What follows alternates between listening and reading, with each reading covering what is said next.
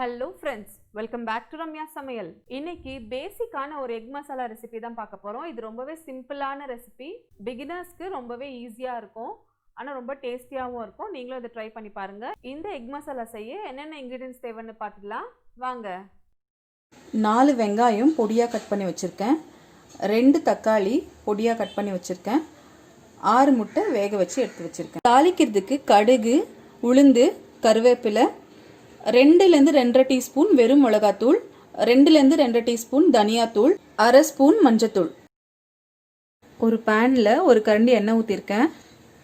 எண்ணெய் காஞ்சதும் அதில் கடுகு, உளுத்தம்பருப்பு ஆட் பண்ணிக்கலாம். கடுகு பொரிஞ்சதும் அதில் கருவேப்பிலை ஆட் பண்ணிக்கலாம். அடுத்ததான் நம்ம கட் பண்ணி வச்சுருக்கிற வெங்காயத்தை இதில் ஆட் பண்ணிக்கலாம். வெங்காயம் சீக்கிரமாக வதங்கணும்னு கொஞ்சம் சால்ட் ஆட் பண்ணிக்கிறேன். வெங்காயத்தை நல்லா வதக்கிடலாம். வெங்காயம் நல்லா வதங்கிடுச்சு. இங்கே பாருங்கள், நல்லா கலரும் சேஞ்ச் ஆக ஆரம்பிச்சிடுச்சு.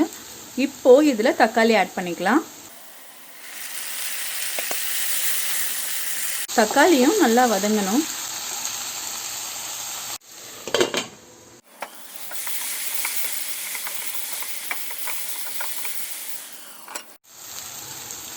தக்காளி எல்லாம் நல்லா வதங்கிடுச்சு. அடுத்ததான் நம்ம எடுத்து வச்சிருக்கிற மல்லித்தூள், மிளகாத்தூள், மஞ்சத்தூள் இதை ஆட் பண்ணிக்கலாம். உங்களுக்கு வேணும்னா நீங்கள் குழம்பு மிளகாத்தூள் கூட ஆட் பண்ணலாம். ஆனால் அதோட ஃப்ளேவர் டிஃப்ரெண்ட்டாக இருக்கும், இது கொஞ்சம் டிஃப்ரெண்ட்டாக இருக்கும். ரெண்டுத்தையும் நீங்கள் ட்ரை பண்ணி பாருங்கள். இந்த மாதிரி ஒரு தடவை ட்ரை பண்ணி பாருங்கள். இது கொஞ்சம் நேரம் வதங்கட்டும். அடி பிடிக்காமல் பார்த்துக்கோங்க. இந்த பொடியெல்லாம் ஆட் பண்ணி ஒரு 2 நிமிஷம் வதக்கிட்டேன். இப்போ இதில் கொஞ்சமாக தண்ணி ஆட் பண்ணிக்கலாம்.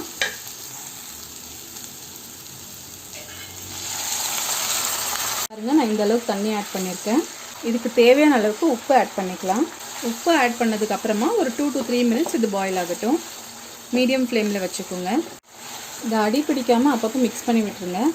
இந்த மசாலாவுக்கு நீங்கள் எந்த விதமான கரம் மசாலா, அப்புறம் இஞ்சி பூண்டு பேஸ்ட்டு, எந்த பவுடரும் ஆட் பண்ண தேவையில்லை. பேசிக்கான மசாலா தான், ஆனாலும் இது ரொம்ப நல்லா டேஸ்டியாக இருக்கும். ஒரு தடவை ட்ரை பண்ணி பாருங்கள். அதே மாதிரி 4 வெங்காயம் போட்டிங்கன்னா 2 தக்காளி போதும். அதிகமாக தக்காளி ஆட் பண்ணாதீங்க. மேக்ஸிமம்னா 3 போதும், அதிகமாக ஆட் பண்ணாதீங்க. வெங்காயமும் நல்லா ப்ரௌன் ஆகிற வரைக்கும் வதக்கிட்டு அப்புறமா தக்காளி ஆட் பண்ணுங்கள். அப்போ தான் இதோட ஃப்ளேவர் நல்லாயிருக்கும், இந்த கிரேவியோட ஃப்ளேவரு. இது ஒரு பேசிக்கான எக் மசாலா தான். ஒரு 5 நிமிஷம் ஆயிடுச்சு. முட்டையை இந்த மாதிரி பாதி பாதியாக கட் பண்ணி வச்சுருக்கேன். அதை இந்த கிரேவியில் ஆட் பண்ணிடலாம். முட்டையை இந்த மாதிரி கட் பண்ணி போடாமல் முழுசாக அப்படியே கீரி கூட போடலாம். ஆனால் இந்த மாதிரி போடும்போது அந்த மஞ்சள் கருவோட லைட்டாக ஃப்ளேவர் வந்து இந்த கிரேவியில் மிக்ஸ் ஆகி நல்லாயிருக்கும்.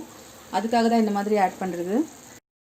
முட்டையை இதில் போட்டப்பறம் ரொம்ப மிக்ஸ் பண்ணக்கூடாது. சும்மா ஸ்லைட்டாக இப்படி மிக்ஸ் பண்ணி விட்டுடலாம்.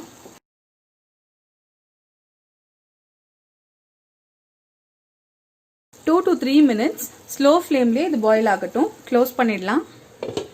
ஒரு 3 to 4 மினிட்ஸ் நல்லா ஸ்லோ ஃப்ளேமில் குக் ஆகிடுச்சு.